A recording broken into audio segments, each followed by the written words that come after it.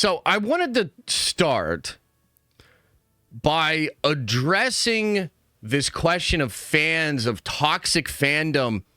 And part of the reason why is because, frankly, I've been really negative on Marvel lately for at least the last couple of days, but really like give and take over the past couple of years because, you know, I've been really disappointed in what Marvel's doing. And, you know, yesterday it really kind of crystallized in some ways because I really dislike the Daredevil Born Again show. I really dislike this show. And I'll get into my reasons why a little bit later. But what happened yesterday was as I was, you know, expressing my disappointment in the show, it became obvious that, you know, a lot of people, not only do they not agree, they don't feel the same way, but they're like really frustrated or upset that I am seemingly becoming toxic. That's like the narrative, right? I hear this thing a lot now on Twitter, and it's like, I don't know if Twitter is just all bots. It's probably only like 92% bots or something like that. But this phrase, rage baiter, or something like that, that's become a new label that like people are throwing around and trying to attach me or whatever. I just think it's so stupid. Like the moment you go to criticize something Marvel's doing or you say it in an inflammatory way, you're a rage baiter or whatever. It's just so stupid to me. But I did take a step back and try to think through it. And I wanted to have a mature conversation about this because, believe it or not, there's like some truth in what they're saying, but I really want to not, you know, try to bad faith dunk on people and be silly, but like really explain this with like nuance and tact, because I'm a person who has gotten into a lot of fandoms over the last couple of years, whether it's, you know, anime or certain anime fandoms or Warhammer. And I have seen what it is like to come from the outside into a fandom, and your experience as a newer fan is very different than the hardcore fans. Okay? And so I have a little insight about what it's like to be an OG and something of a gatekeeper in a certain fandom, and also to be a newbie and to not see it the same way as the hardcores, jaded fans that have been in any certain franchise or IP for a long, long time. Okay? So I'll start by saying I can fully admit that I am being hard on Daredevil Born Again. I'm not even trying to hide it. I'm being hard. I'm being incredibly critical of Daredevil Born Again. And, you know, people say all kinds of things to me. And they'll say things like, I watch too much of this stuff. You know, if I took a break or whatever, you watch all the Marvel stuff, you're never going to enjoy it. You're watching all the Marvel stuff. Or you're too hardcore. You know, you care about this stuff too much. It's not that serious. Why is what? You're making yourself all wound up and shit. You're too hardcore about it. Let it go. You know? Or, and this is my favorite flavor of it, being a content creator has negatively affected your perspective. You're too close to it. You need to get away. You need to step back and pull away. And frankly, there is actually some truth in that. Okay? And like I said, I've come into anime fandoms and I've come into Warhammer and I've had the opposite experience, like the flip. I think the inverse, an experience that maybe some of you have, whether you just go easier on stuff, you might lean in a more positive direction. You might be a newer fan and lack the complete context that would make you see a thing a certain way. For instance, when I come into anime, right? I'll come in sometimes and be like, dude, I really like this anime. One example is like Hell's Paradise. I was like, oh, dude, I love Hell's Paradise. And I thought it was operating on this, and I still do. I really like the anime. But I was like really appreciating some of the themes they were playing with and some of the ambiguity of what they were playing with. I was like, dude, this is really scratching an itch here. And then like you go to express or engage with that brand, as we sort of spoke to yesterday, right? You know, you do that on the internet. And so, you know, I would go on the internet and then there'd be people like shit talking Hell's Paradise, and they'd be like, oh, actually, sir, we don't like that. We, the fandom, we don't actually like that. And let me explain why. Here's why. Blah, blah, blah, blah, blah, right? Warhammer, it's even worse because it's like way longer and it's also just one thing. Anime, it's all sorts of animes. With Warhammer, right, I'll come in and like certain things. Like, for instance, I'll give you the most basic example I can. I like the Primarchs returning. Okay? You don't know what that is or whatever. You know, the Primarchs are like these demigod Avengers of the Warhammer universe. And a lot of them died. Some of them started coming back to life. I think it started, 6-7 years ago when Gilman came back to life. The Lion just came back to life. Fulgrim's coming back. He wasn't dead, but he's coming back to the setting. So I like this. As a fan and a newer fan, I'm like, whoa, this is so cool. So then you go online, and there are a lot of Warhammer fans that hate it. And they're like, nah, dude, like, it's a setting. It's not a story. You can't just bring these people back. It ruins the context of this fight. You're just doing stuff for the sake of hype and a pop in sales. This isn't what I signed up for. Okay?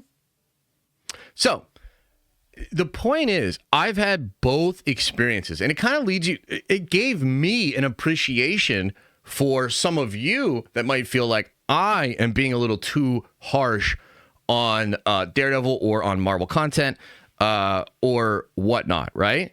So I understand it, but I think that the reality is it's a difficult thing, because what you're kind of saying is that the most hardcore fans, the people that are the closest to the thing, are the ones that are becoming disgruntled and upset about changes happening with brands, IPs, and franchises.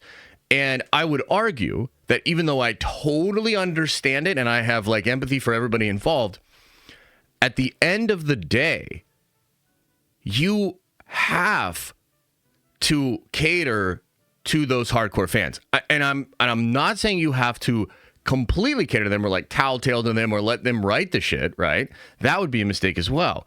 But what I'm saying is, it is objectively the case that it is a bad environment for your fandom and for your brand if you created something in which a whole bunch of the older fans that have more bought in time, that have more context, that have a greater perspective of the thing, if those fans are dissatisfied, you have a problem.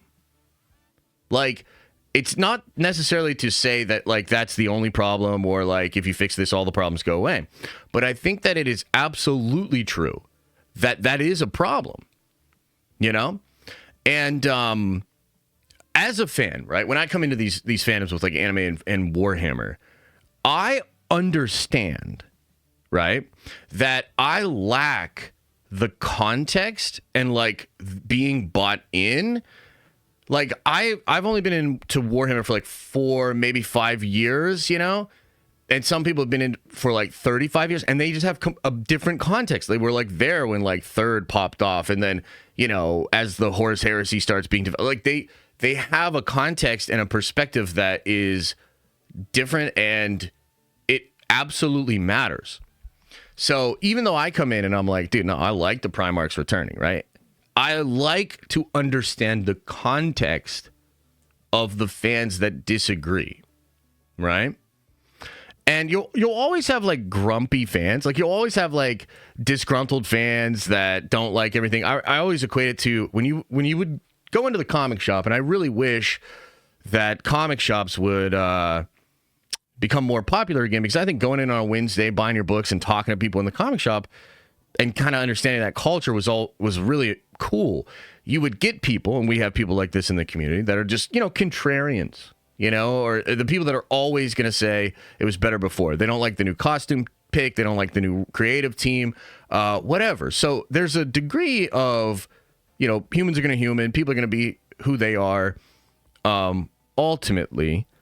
But that's not like, I don't think that's what's happening to Marvel overall. Like, it is not the case that like you just happen to have all the pedantic, disgruntled fans that are all just like, nah, that's not what's happening. Like, you take a wider scope of what's happening. You might like this show, but it was hatcheted apart. It was an old show that went through a creative overhaul. It is hack jobbed in some ways. I think you can make a pretty good argument that, by all accounts, people have every right to be disappointed in this Daredevil show. You know? And I think if you're a fan, and I worry sometimes because I think toxic positivity is actually what killed the Star Wars fandom. It wasn't the regular toxicity, but the positive toxicity that happened, like, really as a response to the toxicity, just it made it all worse to the point where on every side of every conversation within Star Wars are assholes.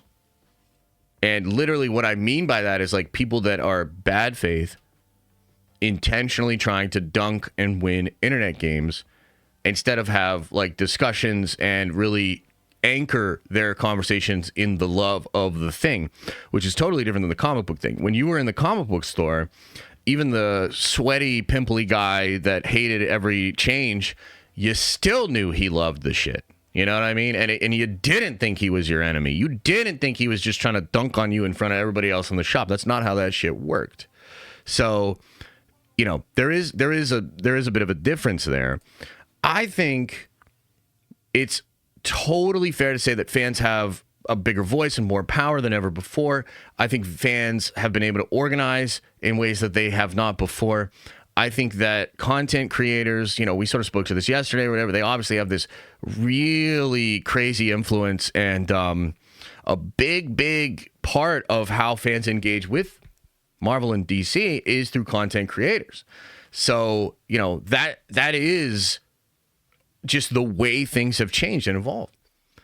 And I think the studios need to kind of take a step back and understand that. And you know, because you look at Daredevil, man, and it really doesn't feel like a show made for fans like me. And I just think it's okay that fans like me kind of say, I really don't like this, and I don't think it was made for me. You know? And the amount of, like, it was just crazy yesterday, the amount of, like, people being, frankly, really toxically positive and being really butthurt about my opinions on the show or whatnot. And as much as I agree that, like, us hardcore people, we're going to look at it differently, we're going to be much more hard on these things, that should be okay. Like, that's not inherently the problem. Ultimately, still, the studios and the entities that create this content should create it in such a way that it satisfies, or at least does not subvert, the expectations of the actual hardcore audience. I mean, this is The Last Jedi, right? That's what The Last Jedi did, and look at what happened to Star Wars, right? Thanks for watching, and if you like this clip, smash a like on the actual video and subscribe to this channel. That way more of these clips get into your feed. I've also linked the full episode below if you want to check out the entire thing, including the Q&A we do with fans. You can also watch this show live. We do it live Monday through Friday at 11 a.m. Eastern Time. And you can also find all of my content, including the videos I put on my main YouTube channel, on the podcast feed.